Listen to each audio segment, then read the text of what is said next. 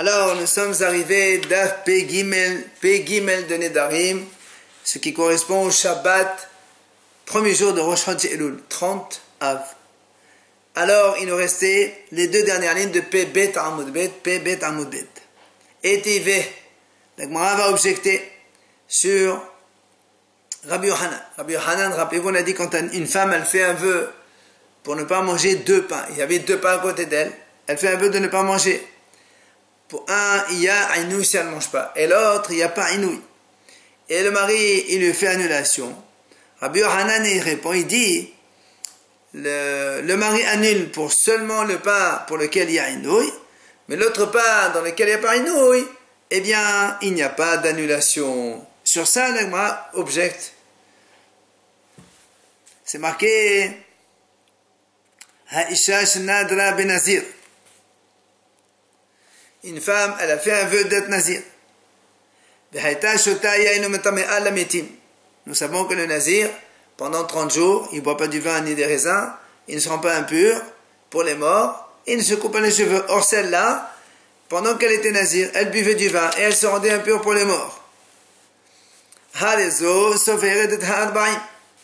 Évidemment, dans ces cas-là, cette femme-là, elle va prendre malchut, puisqu'elle a transgressé son vœu. On a dit avant 39 coups malchut. Maintenant, si son mari, il a entendu qu'elle avait fait un vœu d'être nazir, et il lui a annulé son vœu, seulement, mais elle ne savait pas que son mari lui a annulé son vœu. Et elle a continué à boire du vin et à se rendre un peu pour les morts.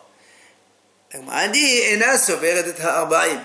il n'y a pas ici de transgression de vœu, puisque le vœu a été annulé, bien que la femme ne le savait pas, et donc, la Gemara dit, elle ne prend pas malchut.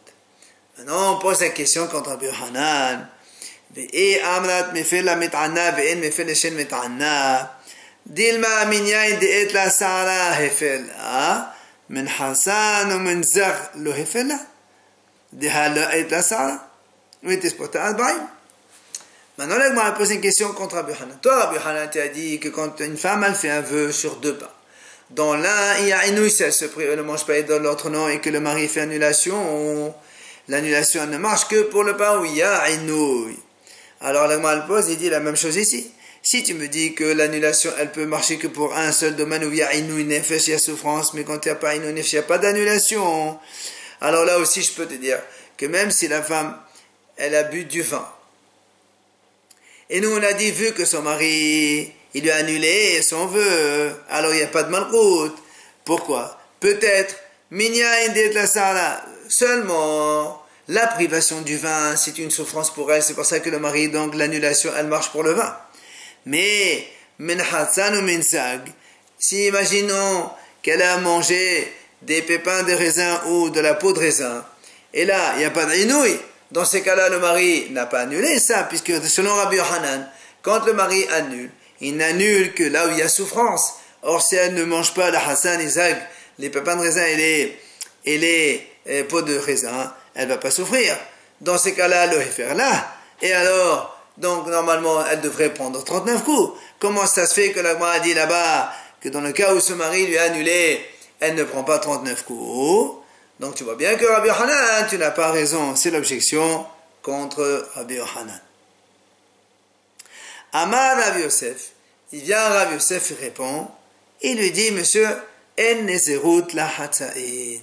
Quand on fait nazir, il n'y a pas un nazir, moitié pour le vin, moitié pour les pépins, moitié pour ci, pour ça.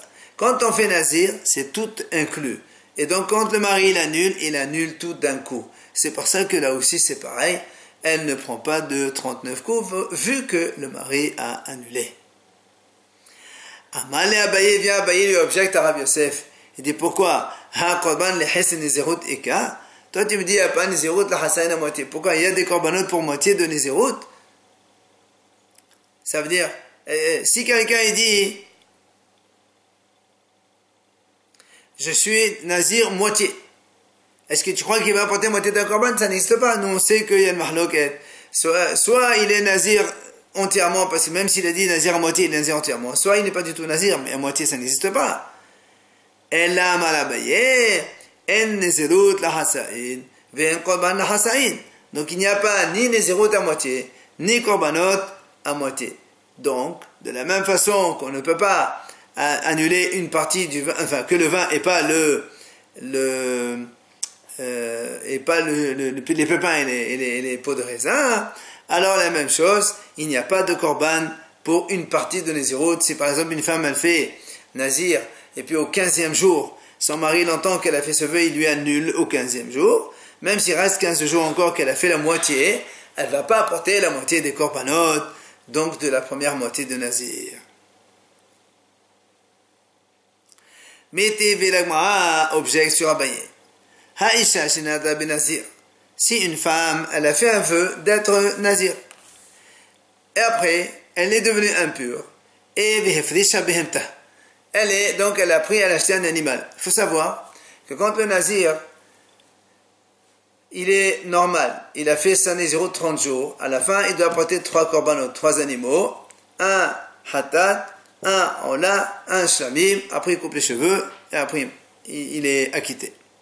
Mais on a vu le cas dans la Torah, si maintenant un nazir en plein milieu, ils seront impurs pour un mort, il doit apporter un animal kebes hacham, et shtetorim, 2 oisillons, ou shne beneona ou 2 colombes, un ifra hatat, un ifra ola. Ça c'est quand ils seront impurs, il fait ça, et après il redémarre le compte de 30 jours. Voilà donc cette femme-là, elle a fait un nazir, et elle est devenue impure. Donc elle a hefrisha behemta, elle a pris donc l'animal pour, enfin, elle a individualisé, elle a acheté l'animal, on va dire comme ça, pour le hacham. Son mari, il lui a annulé son vœu. Alors, la Gemara dit,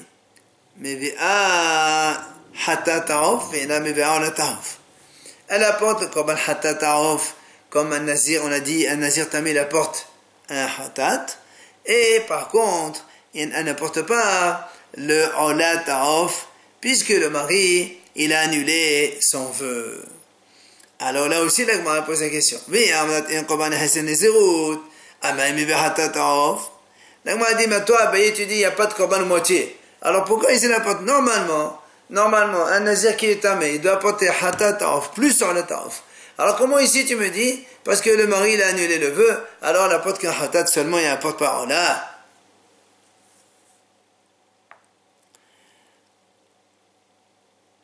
Alors là, on m'a dit quoi? Qu'est-ce que tu veux? Tu veux qu'il y ait vraiment un korban pour les Hasen et Nezirut? Alors dans ces cas-là, dans ces cas-là, il n'y a pas que un seul korban qu'elle doit apporter. Il faut qu'elle apporte les 3 korbanot. Si tu dis que Béhémet, même pour Hasen Nazir, il y a korban, il n'y a pas qu'un seul animal qu'il faut amener. Il faut 3 animaux. Et là, les olam et korban et Hasen Nezirut.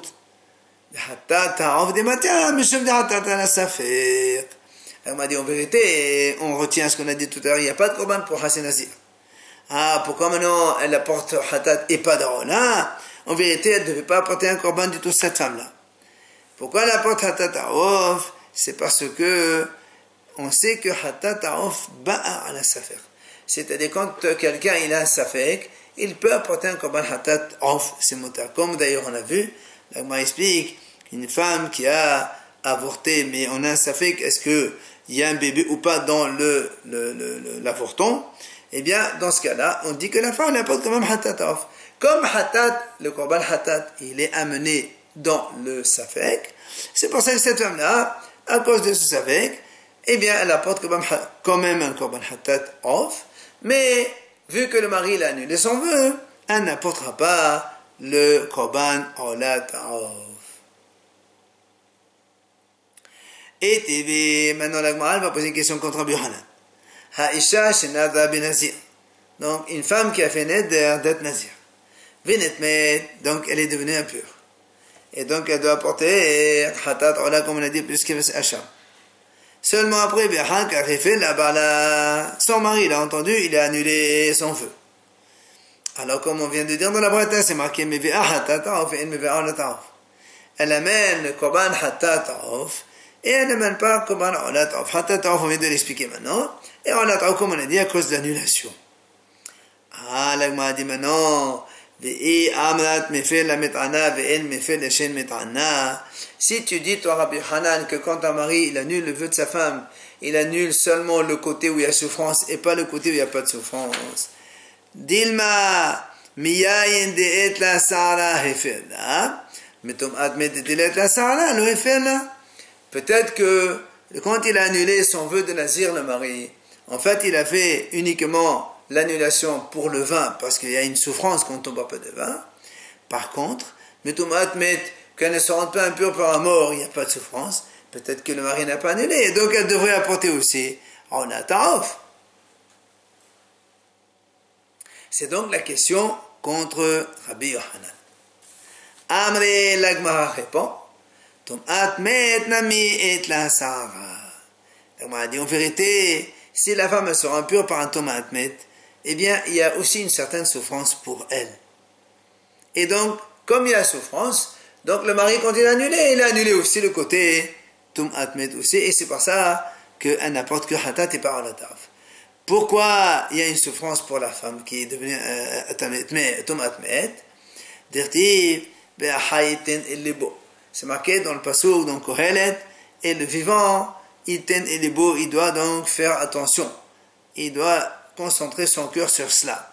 C'est quoi? Betania, la Braïta dit, Haya Rabbi Meir Omer, ça veut dire quoi? Le vivant, il doit faire donc mettre son cœur dedans. Alors qu'enfin, le pasuk au début, il parlait Tov la lechet de bet ev le melechet de bet mishte b'asher hosov kol ha'adam. Le pasuk il dit c'est bien d'aller dans une maison de dé plutôt que dans une maison de joie, de mishte de festin, parce que c'est là-bas où on voit la fin de l'homme. Ve'ahai eten lebo. Qu'est-ce que c'est? Rabbi Meir il pose une question. Ve'ahai eten lebo. Alors il répond Rabbi Meir. Dispod dispedonle, divkon divkonle, dirbar irbedone. Là-bas, il dit, c'est quoi l'attention qu'un homme il doit avoir quand il va voir là-bas? Quand il fait des hespédim, alors les gens ils feront hesped pour lui aussi après sa mort. Divkon, s'il va pleurer, les gens aussi ils vont pleurer après sa mort. Et enfin, s'il va aider à l'enterrement, eh bien, les gens aussi vont venir l'enterrer après sa mort. Donc tu vois bien que Tom Atmet, ça réveille de la souffrance. Et c'est pour ça que quand le mari il a annulé tout le vœu pour cette femme nazir. Matitin, on est à la nouvelle Mishnah. Konam she'ani nehena la beriot. Eno yachol lehafer. Vichol ahe lehanot berek shikha ou vpea. Si une femme elle fait un vœu, elle dit voilà, je fais un vœu de ne pas profiter de personne au monde. Alors la Mishnah elle dit, Eno yachol lehafer, son mari, il ne peut pas lui annuler son vœu. Pourquoi? La Gemara va nous expliquer. Mais la Mishnah continue, et elle peut profiter de ce qu'on appelle l'eket, c'est la cueillette, c'est-à-dire que ce qui tombe, les une ou deux épis qui tombent pendant la moisson, ce qu'on appelle l'eket, ça on le laisse aux pauvres, ça appartient à personne, c'est hefker. Shirha, si on oublie donc une botte, là aussi dans la moisson, c'est hefker, ça appartient à personne. OVPA, et aussi le PA, le coin du champ. Quand on va moissonner le champ, on laisse toujours un coin qui fait, selon le Haramim, 1/100 de la superficie, pour que les pauvres viennent prendre cela. Et là aussi, c'est hefker, ça n'appartient à personne. Donc cette femme-là va pouvoir venir manger de cela. Donc quand elle dit, elle fait un vœu de ne pas profiter d'aucune créature, eh bien son mari ne peut pas lui annuler. Deuxième idée de la Mishnah. Konam kohanim leviyim nehenim li yitlu al kolho. Si maintenant un monsieur, il dit, je fais un vœu que le kohanim et leviyim ne profitent pas de moi. Or nous savons tous que nous avons des devoirs vis-à-vis des kohanim et leviyim. Il y a dans la Torah 24 dons différents qu'on doit donner aux kohanim et leviyim. La troma, les maaser, les bikurim, maaser behema, pedion, etc. Donc, le monsieur il dit voilà, je fais un vœu que les kohanim et leviyim ne profitent pas de moi. La Mishnah dit, le vœu, il vaut 0. Les Kohanim, ils peuvent très bien venir prendre. Ils prennent pas de lui en fait. Donc, ce vœu, ça vaut rien du tout. Maintenant, s'il dit Kohanim, si maintenant il a désigné certains Kohanim ou certains Lévi'im, évidemment, dans ce cas-là, le vœu, il est valable parce que d'autres Kohanim peuvent venir prendre. Donc, il n'y a pas de problème de ce côté-là. Ça, c'est la Mishnah. Gemara. Quand on a dit au début, la première idée de la Mishnah, si une femme a dit, je fais un vœu de ne pas profiter d'aucune créature au monde, on a dit, Eno yachol lehafer. On a dit, Alma, efshad metzana medele. Donc quand on a dit que le mari n'a pas besoin d'annuler, ça veut dire quoi? Parce que comme elle peut manger de chez lui, parce qu'elle a dit, je fais un vœu de ne pas manger de toutes les créatures. Ça sous-entend que son mari, lui, elle peut manger chez lui. C'est pour ça qu'il ne peut pas annuler le vœu. Mais quel a donc la Gemara déduit? Deval, là où donc le mari, il ne fait pas partie des créatures. Et lui, il est son mari, c'est pas vrai. Ah, la Gemara dit dans ces cas-là, il m'a sefa. Regarde ce qu'on a dit dans la sefa de cette Mishnah. On a dit, pourquoi on dit elle peut manger on aurait pu dire tout simplement qu'elle peut manger de son mari. Si on n'a pas dit dans la Mishnah qu'elle peut manger de son mari, aval, midba, le harla, ça veut dire qu'elle n'a pas le droit de manger de son mari. Donc tu vois bien que on déduit par là que le Baal, le mari, il fait partie des autres créatures. Donc contradiction. Dans la Risha, on déduit que le mari ne fait pas partie donc c'est des créatures. Et dans la Sefa, on déduit que le mari fait partie des créatures.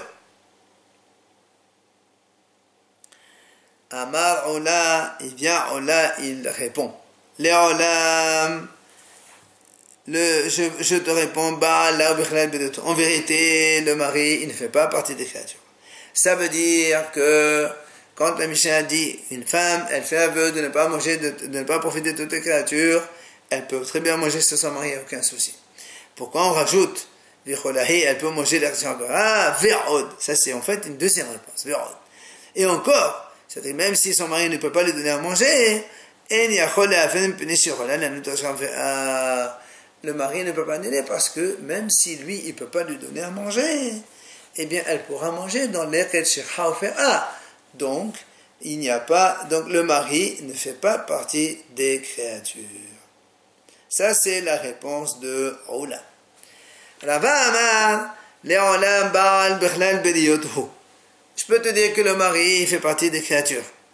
Ah, s'il fait partie des créatures, pourquoi il ne peut pas annuler, puisque maintenant il y a une souffrance et que personne ne peut lui donner à manger, même pas son mari? Eh bien, au matin, quelle est la raison? Au matin, et la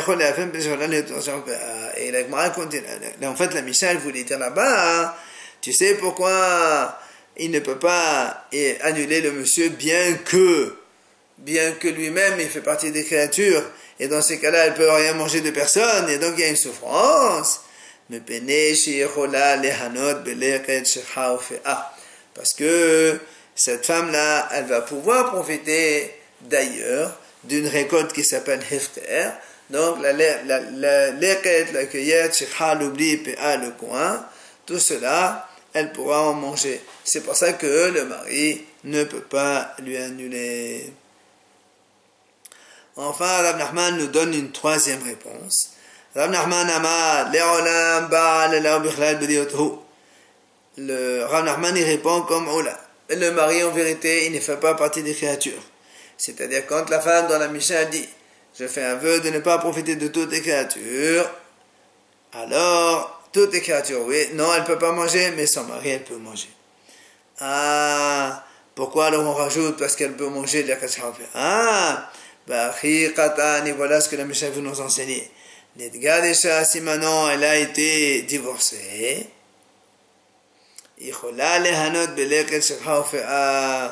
maintenant, si elle a été divorcée et donc le vœu n'est plus Ainui Nefesh, parce que comme quand elle dit je ne veux pas profiter de toute créature, mais qu'elle peut manger son mari, il n'y a pas d'Aïnou Nefesh ici qu'elle mange son mari. C'est pour ça qu'il ne peut pas annuler. Donc automatiquement, quand le mari l'a annulé,